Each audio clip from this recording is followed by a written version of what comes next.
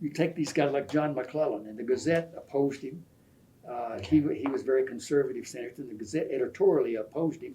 I covered him a couple of months and and he would write letters to the publisher afterward, thanking him for. He said, the Gazette is the only one who covered my campaign accurately," and but the old man never smiled, and we'd ride the plane together, and he got very close, and he would sometimes almost cry about his past, and we'd have these deep conversations about his failure in life and so forth. And same thing with Orville Thomas. We got to be good friends and saw him quite often, all of his, until he died. And I got to know, understand more about what motivated him those years.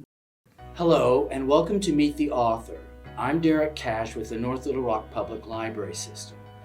Our guest today is a seasoned journalist, master storyteller, and an astute observer of the human condition.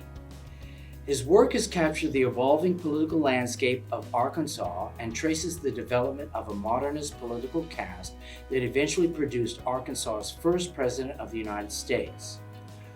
With us today is Ernest Dumas, author of The Education of Ernie Dumas, Chronicles of the Arkansas Political Mind. Thank you for joining us. And thank you for being on this program. It's a great honor to have you. Thank you, Derek. Happy to be here. I'm glad you're glad. I like to tell stories. I'll begin by just asking a very basic question. Why did you write the book? Well, this book is not my idea, and I've done 4 other books, and none of them really were my idea originally. But the story about this book is that it's a result of a lunch group of old politicos. Started about 1990 by a guy named Jack Merriweather, who had been the city manager of Little Rock and had all these friends. And so we started meeting every week at Glory B's restaurant at Mayflower. And the group grew and grew and grew. And eventually, by the 1990s, the late 90s, it included U.S. Senator Dale Bumpers, Senator David Pryor. Really, they were both retiring about that time. And Chief Justice Jack Holt, and a number of other politicos that everybody nowadays is familiar with. I won't identify all of them. Some of them, we still have that lunch. We met yesterday. But nearly everybody from the original group is gone by now, except for me and for Bobby Roberts. So this book was the idea of Bobby Roberts. So what we do at those things, we'd meet and something would come up, and all of these were old politicos, members of the Supreme Court, State Senate. Bobby Roberts is one of them, who was instrumental in all the years of Bill Clinton's gubernatorial years, and a historian. Bobby was developed the Central Arkansas Library System into this magnificent facility and program that it is now. So he was part of that group, and he was a historian. So we'd sit around every Wednesday at lunch, and it would drift on for 2 hours. There might be an obit in the paper from some legislator, and we'd all start telling stories about it.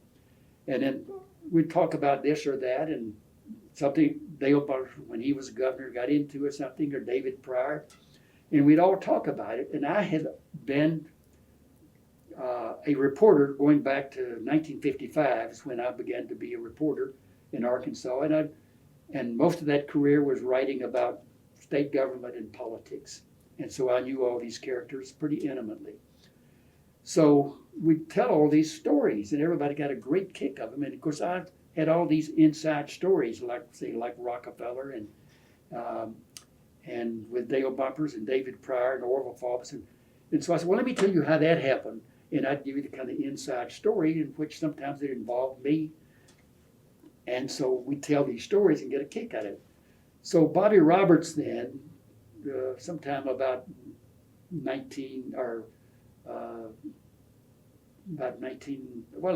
2005 or so, said, you got to write a book about it.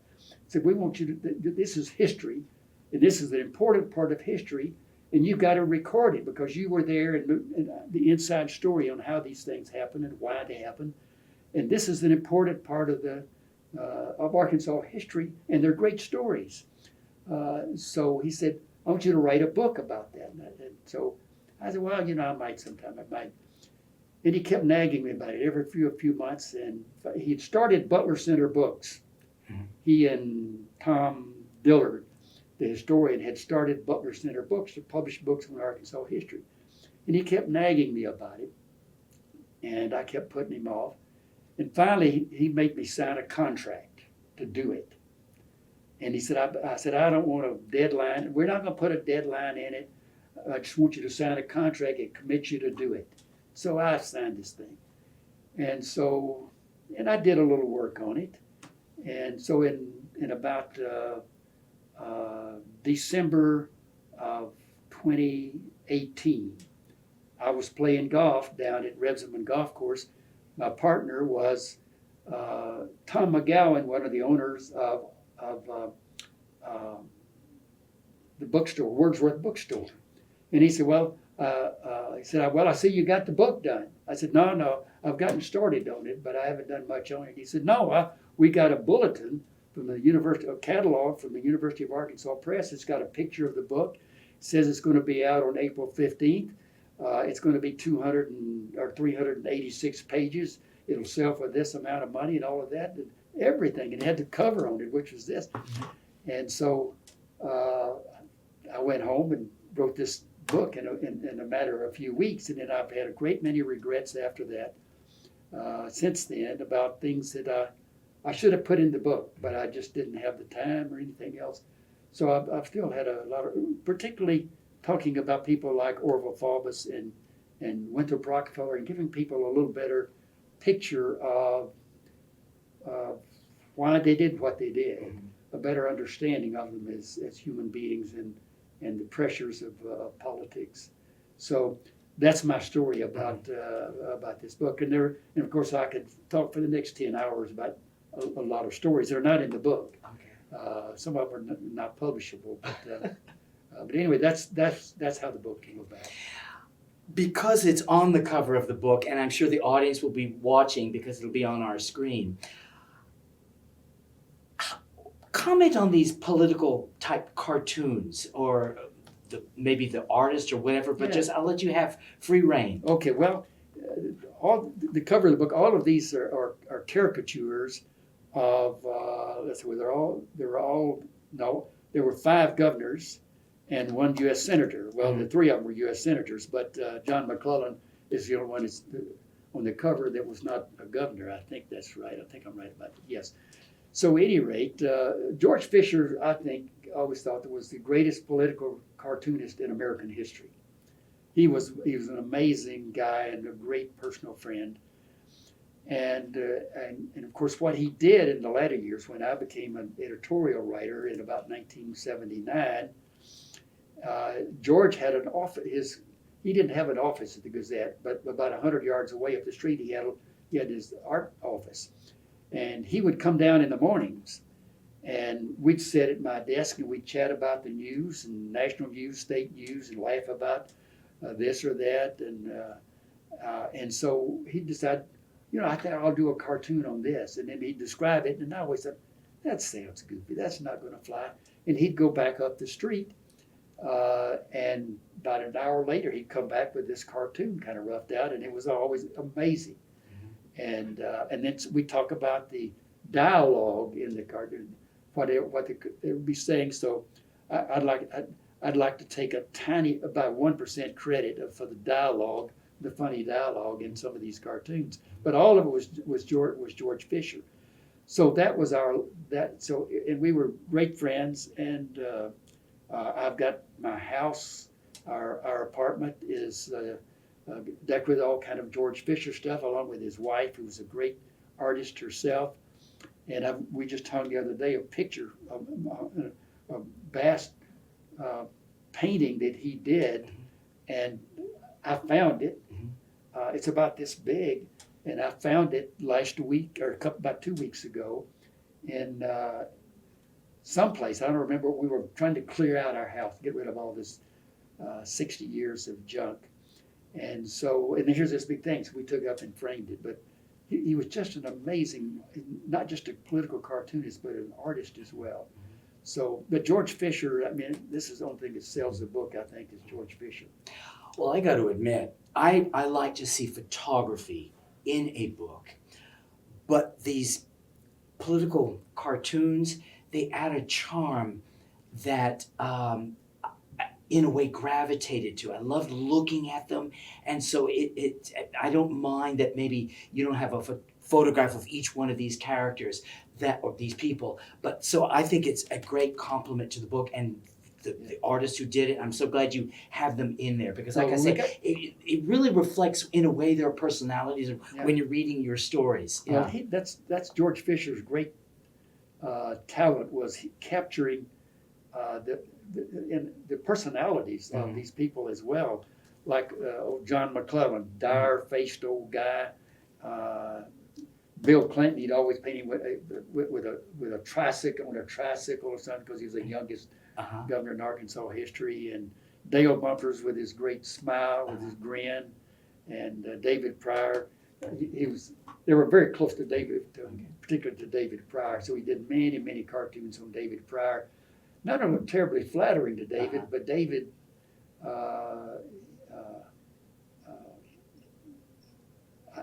David spoke and I did too, at George Fisher's funeral.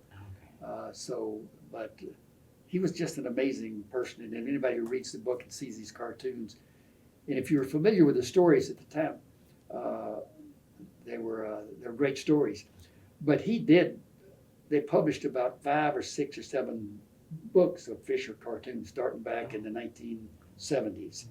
Rose Publishing Company, the University of Arkansas Press, published these things. And sometimes it would be his cartoons for the year. Like we did one on Ronald Reagan, the Reagan years, and there were probably 200 cartoons on Ronald Reagan. And he put it together, but he couldn't remember why he drew this cartoon. So that's my contribution to all of his books, is I go through and I have a little thing down at the bottom, a sentence or two telling what this was all about, so people can still appreciate appreciate what he did. Okay, all right. What has been the reaction to your book? You write many good things about the people, the politicians, the other people in Arkansas, but you also write I say negative things that needed to be reported. Have you gotten any feedback? Like people got like threats or praises or anything like that? No, largely, used to when I was writing editorials, and sometimes when I was writing stories, you get kind of threats. That just goes with it.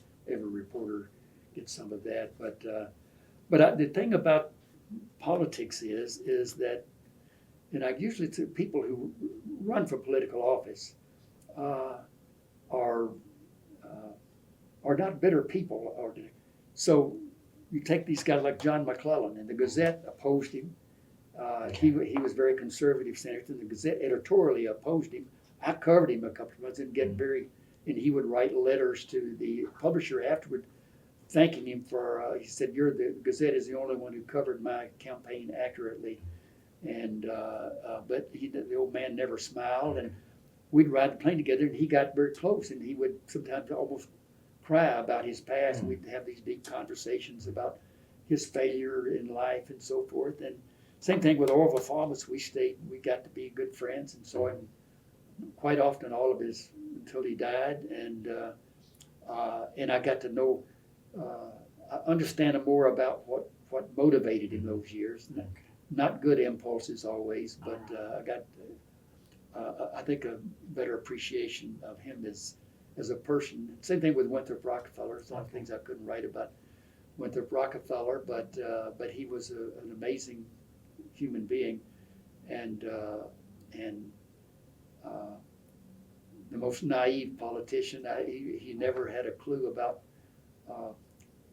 politics and how it was going to affect him. He would get up and tell the truth when he thought it would help him, and it wouldn't. It would be negative for him.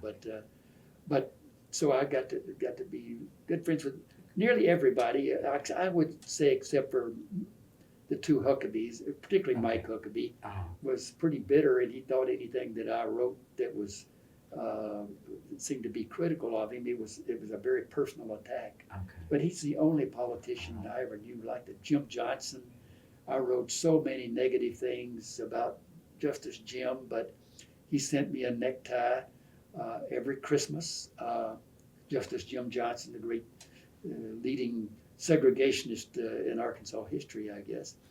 But he sent me a necktie every Christmas, and sometimes if you find a little gravy stain on it or something. But and we talked until right before he committed suicide, and we had many conversations, and I think we considered each other good friends, but we didn't agree on much of anything politically or intellectually. Let me make a comment on something. I'm not from Arkansas, so a lot of these people I'd maybe heard of but didn't really know. But one thing I noticed was Dale Bumper's ethics and character, based on what you've written in your book, were just unbelievable. Can you comment on that? Well, Dale Bumpers is the most unusual politician I've ever known in that he was. And I guess I could go back to the beginning to who Dale Bumpers was. Mm-hmm. He went off to, he grew up, his daddy, they were not rich, but his daddy was elected to the legislature, and his daddy he worshiped his daddy. Mm-hmm. So Dale got a law degree, and his parents were killed in a car wreck. And he went back to his hometown of Charleston, a little tiny town over in western Arkansas, and opened a law practice, but basically ran the family's hardware store. And then he had a little office across the street because he occasionally got a divorce case or something, and so he had a little tiny office across the street. But he was elected. He was the only attorney in town, so he was attorney for the Charleston School Board. Mm-hmm. So when the Brown decision, Brown versus Board of Education in 1954, which the U.S. Supreme Court said segregated schools were unconstitutional, you had to integrate the schools. The day that decision came down, the superintendent of the Board of Education, I forgot which, asked Dale, well, what do we do about this? And he said, well, hell, you've got to integrate your schools immediately. This is now the law of the land. You can't wait. You should not wait to be personally sued. That's the law of the land. You've got to do it to be in obedience to the law. And so that's what they did. So Charleston, Arkansas, the little town of Charleston, was the first school district in the South to integrate. And then it later became an issue after Orville Faubus 3 years later called out the National Guard to stop integration.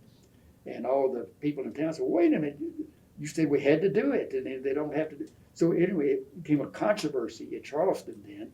They wanted to resegregate. Mm. And so they had a big school election, and Dale Bumpers ran for the school board, and along with another guy, and they got the majority and voted to continue to integrate the schools. So that's who Dale Bumpers was, and he remained that way all of his life because he always thought, if I do what's right, people will understand. Because Harry Truman, he said, he went up to, when he got elected governor, and he was fretful about everything. He went on with all these problems every day, and he went up to Truman at the Truman Library, and he said, now, son, let me tell you something. People don't expect you to be right on everything. All the people expect you to do is to do your best. Find the people that you trust and to ask, and make the decision, and forget about it. The people will accept it. And so that's what he did the rest of his life. And so that's the way he operated as governor, and raised taxes, raised the income tax. Everybody said, you can't raise the income. It's never been done. You can't raise the income tax. He did it. Mm. It took 3/4 vote, and he had to have the Senate and the House both call the roll call 6 or 7 times to get it passed. But he raised the income tax. Now, of course, Sarah Huckabee Sanders is going to eliminate the income tax. Mm. Did I say sales tax? I meant income tax. So, when that happens, of course, the public schools will be over with in Arkansas when you eliminate the personal income tax. But nevertheless, he was a remarkable guy, plus the luckiest guy. Now, David Pryor was just the same kind of guy, but when Dale Bumpers ran for governor, it was a perfect moment for him to run. And he got elected. He was the 8th guy, the least known person in the race, but he had this wonderful smile, and bought a little time on television. Just got up there and talked ad lib for about 3 minutes, and everybody fell in love with him. And so that was David Pryor, and of course the economy just boomed. The day Dale Bumpers got into office, the economy boomed. The income tax was supposed to, it's going to destroy the economy. I mean, we created more jobs in the next 4 years than any time in Arkansas history. And then when David Pryor gets elected, then the economy sinks instantly the day he walks into office. So it's just a difference. He just seemed like he was under a nice cloud all his life. Everything happened perfectly for Dale Bumpers. Every day of his life. Yeah. An amazing person. I want to bring up two people. We may not have time, but I want to bring up two. One is Tommy Robinson. To me, he sounded like a real jerk. And the other one is Thomas Martin, who sounded like he was his own worst enemy because he was never wrong. We talked about Dale Bumpers because of his good. Thought I'd throw in two people that I didn't particularly care for, but that you wrote. You can talk about both or one, but just because I'm trying to keep it in terms of time. Yeah, I'll talk about Tommy Robinson, okay, who is one of the great characters in Arkansas politics, and my assessment of him is the same as yours. I thought he was a terrible sheriff, a terrible congressman, but also he had a charm about him, and he was good looking, and what we call a kind of a smart ass. He would he'd get up and talk and threaten people, and as sheriff he'd go out and he and his deputy would take some guy out in the woods and put the gun to their head and say, "I'm going to blow your brains out unless you write down to plead guilty." And he did all kinds of crazy things. And in the end, of course, as a member of Congress, when I don't remember the banking scandal, when they had a thing called the House Bank, set up in the House of Representatives, an accommodation for members of the House of Representatives for everyday transactions. They had a kind of a house bank. And then somebody wrote that it was all those hot checks. All these congressmen were writing, in effect, hot checks. It's not hot checks like you write on your bank at home. But you didn't have the money in your account the day you wrote the check. And so it cost a whole bunch of members of Congress their careers, including Burl Anthony, the congressman from South Arkansas, and because he had written a number of hot checks on the House Bank. But Tommy Robinson set the record. He wrote, in about 2 years, he wrote 998 hot checks on the House Bank. Now that came to light right after he'd been defeated in his race for governor, so he didn't suffer the consequences of that. He might not have. Everybody said, just like Donald Trump, everybody of the people who worship Donald Trump, he can't do any wrong. And Tommy Robinson couldn't either, so he was lucky. So that's Tommy Robinson. All right. But I had a good personal relationship with Tommy Robinson. Something you alluded to earlier, Orville Faubus. Why don't you just comment? I don't know really what I want to ask you, because there's a large chunk of your book, because he served as governor for a very long time. But maybe like you wanted to write more, or it sounds like there was a disappointment in, you just didn't get to write enough, maybe. Well, I think that's right. That was one of my regrets about it, because I wrote quite a bit about Orville Faubus, because he was kind of the first. When I began to work for the Arkansas Gazette in 1960, he was the governor then, and in fact, I almost immediately I had to write. I wasn't the reporter at the state capitol instantly, but I had to start covering the campaigns in the summer and fall of 1960 as a fledgling reporter for the Gazette, right out of college, and I got to cover Orville Faubus on a number of occasions, and then in about 1963, 1964, I went out to the Capitol full time to cover the legislature and the governor on a day-to-day basis. So I was with Orville Faubus every day and covered his campaigns, would ride in his car with him all over the state through the campaigns, and we'd chat. And in those days, it was kind of an understanding. You didn't write, the reporters didn't write about those, because everything was kind of off the record and until somebody got this. Nowadays, you don't do that. Nowadays, you don't dare talk in the presence of a reporter because the reporter feels compelled to report it. But so I didn't write about all this. Orville Fall was talking. He was very candid in the car and so forth. But the one thing about and that I will, if I've got time to tell about Orville Faubus, which I think tells more than anything else about his life and not commonly known. He was treated as a great segregationist. Now he really wasn't. Okay. His daddy, somebody you might want to go to the Encyclopedia of Arkansas and read the entry on Sam Faubus, his daddy. All right. He worshipped his daddy. And there's a great, and I wrote it. So about Sam Faubus, his daddy was a socialist, Okay. and he worshipped his daddy. And he and his daddy went around debating socialism in the 1930s. So anyway, in 1964, he defeats Winthrop Rockefeller. Rockefeller runs, and in the general election, Orville Faubus defeats him. He asks a bunch of us to go out to the mansion. He threw a party for the press that covered the campaign. We went out to the governor's mansion, and we sat there, and a whole bunch of people and reporters from all the others. But as we're leaving, Roy Reed from the Gazette and we were about to leave, and he said, "Why don't you come back and stay a few minutes?" We went back, and we sat there for 2 or 3 hours way into the night with Orville Faubus in his living room, talking about his life. And he said, "I'm the most liberal governor in the South," and he talked about his daddy. He said, he said the greatest American was Eugene Debs. Ah, yes. The socialist. Okay. Yes. Thank you. Yes. My wife has all my proper nouns. He said Eugene Debs because he came up with all the ideas of Roosevelt. Those were Eugene Debs' ideas, and so he was named. His daddy named him Eugene, middle initial, Orville Eugene Faubus after Gene Debs. And he went on talking about it, and so about all his liberalism. Roy Reed said, "Well, Governor, there's only one little thing. You talk about being liberal." He said, "I know what you're going to talk about, 57 in Central High School." But he said, "Look, if I had not called out the troops and stopped that, made that stand, I was a one-term governor." And said, in politics, you have to trim your sails to the wind.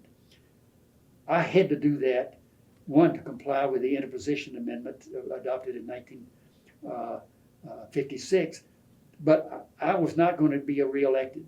And said, so to get things done, you have to be in office. You can talk about all the good things you do, but unless you're in office, you can't do good things. And so that's why I was able to do all the good things I did after that, because I took that stand and stay in office. And then he talked about a few of the things that he did after that, raising taxes for the public schools, for example, and so forth. So that was kind of a key thing to the Orville Faubus character that I think I mentioned that little episode in a few sentences in here. Okay. But and I had some conversations like that for many, many years after that, and so I think that was, but that was a crucial, I think, and I didn't think I did enough on that in the book. Okay, right. I'm not asking. I'm not going to read from your book, but I thought that the part that you wrote about education and the Clintons, it's about 2 or 3 pages. I thought it flowed so well from a writing point of view, whether or not you agree with it or not, but it just flowed so beautifully. It just struck me how beautifully well written this. I don't know what it was about it, but you just did a great job for writing in that one aspect. So I'm speaking to the audience, pardon me, at this point, get the book and just read that part where Ernie talks about the way the Clintons did about education. It flows just so well. It was just a good prose that you write. I'm trying to imitate Bill Clinton. Okay, but it was just beautifully well written. Well, I couldn't put the book down. It was just well written, the proper adjectives, nouns, periods, whatever. It just flowed so well. I enjoyed reading it. It was just a good, not that the rest of the book wasn't, but I just had to throw that in there because I thought it was just so beautiful. Yeah. Well, thank you. Okay, yes. Let me ask you, Arkansas before the Huckabees had Rockefeller. What did you think about Mr. See, I'm only 65, so I was 11 when Rockefeller was defeated. And I wasn't living here, but I do know who he was, Winthrop. What did you think about him? Well, Because you've got your own yeah. political views. Yeah. I'm not saying you're a Democrat or a Republican, but there are differences. Well, I've largely voted for Democrats, but I cast my first 4 or 5 votes for governor for Republican candidates for governor in Arkansas, including Rockefeller's first 3 races for governor, which is in 1964 when he lost. I voted for Rockefeller in that election. Mm-hmm. I liked Orville Faubus, but Rockefeller, I liked him too. And Orville Faubus was a smarter guy Mm-hmm. than Winthrop Rockefeller, but Rockefeller was a deeply moral man, and he was archly opposed to segregation, but he didn't come across that way, and that's how I got elected in 1966. Was that they passed they ended the poll tax Mm-hmm. and enacted the constitutional amendment starting permanent voter registration system. You could register to vote and vote for the rest of your life. Orville Faubus, all the other conservatives were opposed to that. They wanted to keep the poll tax and keep that system going. But Faubus said, okay, I'll go along with it. Rockefeller funded that campaign to pass that. He put the money in to pass that amendment. And the result was he got blacks in 1966 voted in substantial numbers for the first time in Arkansas history, and they elected Winthrop Rockefeller.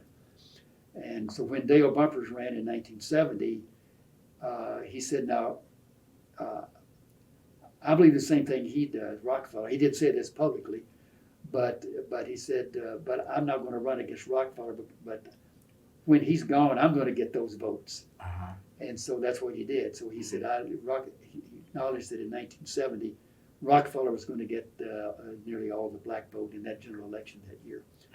But Rockefeller was as I say, a very naive fella, and he came down here and developed one of the first things. Orville Faubus appointed him chairman of the Arkansas Industrial Development Commission, and Rockefeller developed. I mean, he brought in, of course, all of them were nearly slave labor, but all these underwear and shirt factories and pants factories and shoe factories came in all over eastern Arkansas. It was a massive influx. So more jobs were created in the Rockefeller years because of that. But maybe in the Faubus years because of that, because Rockefeller did all of that, brought in all these industries. But then he was strongly opposed and tried to advise Orville Faubus, don't do this.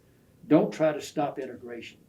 And that was all behind. That was never came out, but that was kind of behind the scenes. As Rockefeller along with a couple of others, consulting with Orville Faubus, saying, "Don't do this. Do something else. Please don't do this. This is against the law. You've got to uphold the law. The law now is you've got to integrate, and there's a court order saying you're going to do it." And so,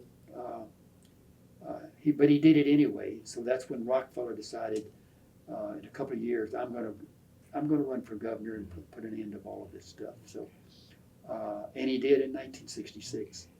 And he faced a legislature that had 35 senators, 1 Republican, and 34 Democrats. And in the House of Representatives, I think maybe 3 Republicans and 97 Democrats. So he was not going to get much of anything passed.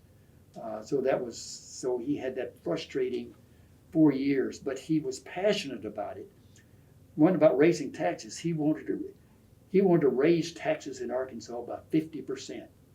He wanted to raise the income tax. He wanted to raise the income tax to 12%. He wanted to expand the sales tax to cover all kinds of things, doctors' bills and everything else.